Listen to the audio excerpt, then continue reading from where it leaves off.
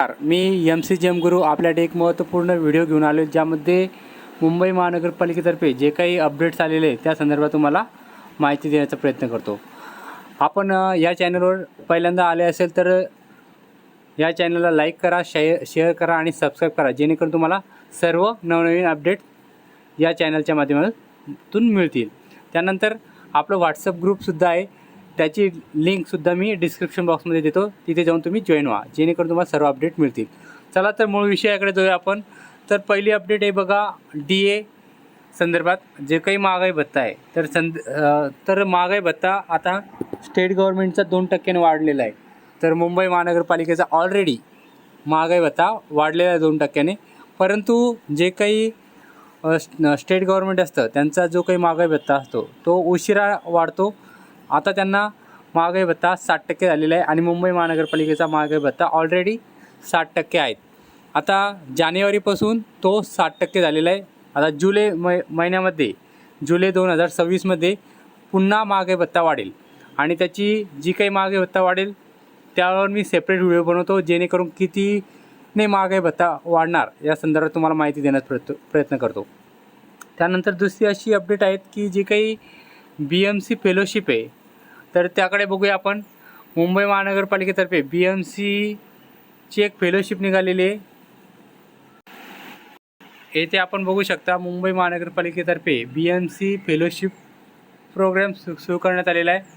तर त्यासाठी पात्रता बघा, शैक्षणिक पात्रता कोणत्याही शाखेतील पदवीधर, मराठी लिहिता वाचता येणे अनिवार्य, हिंदी व इंग्रजी भाषेचे ज्ञान आवश्यक आणि संगणक हाताळणी व इंटरनेटचे ज्ञान आवश्यक। वयोमर्यादा 28 वर्षे दिलेली आहे कमीत कमी। विद्यावेतन 61,500 रुपये असणार आहेत आणि परीक्षेचा शुल्क 500 रुपये असणार आहे। एकूण 50 जागा असणार आहे आणि कालावधी आहे 12 महिने। अशा प्रकारची ही BMCची फेलोशिप निघालेली आहे। याबद्दल तुम्हाला डिटेल पाहिजे असेल तर डिटेल मी माहिती देतो, जेणेकरून तुम्हाला सिलेबस काय असणार आहे, कशा प्रकारची एक्झाम असणार आहे ते सुद्धा आपल्या ग्रुपला शेअर करतो जेणेकरून तुम्ही त्या अभ्यास करू शकता।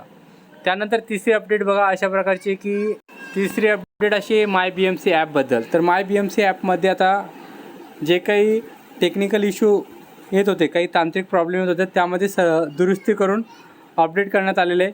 त्यामध्ये आता फॉर्म नंबर 16सुद्धा ॲड करण्यात आलेला आहे। जो काही फॉर्म नंबर 16साठी आपल्याला वेगळी लिंक अवेलेबल करावं लागत होती, तर ती अवेलेबल न करता आता आपल्या MyBMC ॲपमध्येच फॉर्म नंबर 16 हा वेगळा रकाना तयार करण्यात आलेला आहे। तिथे जाऊन तुम्ही फॉर्म नंबर 16सुद्धा डाउनलोड करू शकता। त्यानंतर अदर अपडेट्समध्ये बघा DC1 संदर्भात आहे। जे काही DC1चे कर्मचारी आहेत किंवा PFचे कर्मचारी आहेत ज्यांना PF मिळतो त्या कर्मचाऱ्यांची DC1ची स्लिप रजिस्टर्ड ईमेल IDवर पाठवण्यात आलेली आहे। त्यानंतर बघा तुम्हाला जी काही DC1ची स्लिप आहे तुम्हाला त्यावर तुमचं नॉमिनेशन केलेलं आहे काय, नॉमिनीचं नाव करणे अनिवार्य आहे। तर ज्या कर्मचाऱ्यांनी आतापर्यंत नॉमिनेशन केलेलं नसेल DC1च्या स्लिपवर किंवा PFच्या स्लिपवर, त्यांनी आपल्या ऑफिसमध्ये आस्थापना विभागामध्ये जाऊन संबंधित क्लर्कला भेटून तशा प्रकारचं जे काही DC1चा फॉर्म आहे तो भरून देणे अपेक्षित आहे।